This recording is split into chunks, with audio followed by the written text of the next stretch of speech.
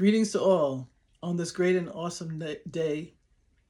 I stand in the company of so many others who are acknowledging a tree, a giant, has fallen. A leader who's made a difference in this country, in the world, and in my personal life, Rev. Jesse Jackson, Rev. Jesse L. Jackson, has passed on to glory today. In his life, he's inspired so many people. He made such great changes in this country, and he never stopped until he rested. And that day is marked today. In my life, I grew up hearing the slogan, I am somebody. I may be poor, but I am somebody. I may be black, but I am somebody. I may be on welfare, but I am somebody. All that was true for me, and especially the part, I am somebody. And when Jesse Jackson decided to run for president in 1984, I got on board that train. I was excited with an energy and an enthusiasm and electricity that just was all around the nation, that he would be so bold and so courageous and step up and say that I'm running for president of the United States on the Democratic Party line. And I ran too. I ran as a delegate supporting Rev. Jesse Jackson. I became the youngest in the nation. It was new. I was in my early 20s, and I was excited and just on fire for a cause.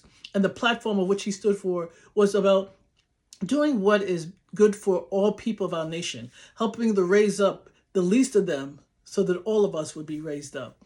And I'm so grateful for what he did, what he stood for, what he stands for, and how he did it. He did it with poetic elegance and style. He did it with confidence and boldness. He did it with dignity and intelligence. Thank you, Reverend Jackson. Thank you, Reverend Jackson.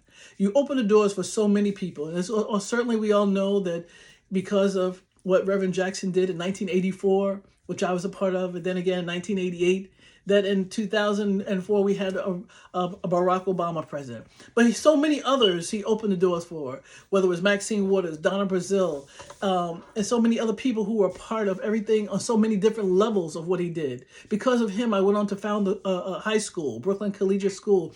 Because of him, I was able to rise up and do other great things in my community and my family. Again, thank you, Reverend Jackson. You're a man of courage, endurance, resilience, bravery, international global vision, and Reverend is surely a part of who you were. You represented God and humanity. So thank you. Thank you to Reverend Jackson's family. I campaigned with his wife. And I thank you, Mrs. Jackson, for extending yourself and your family to America, to the world.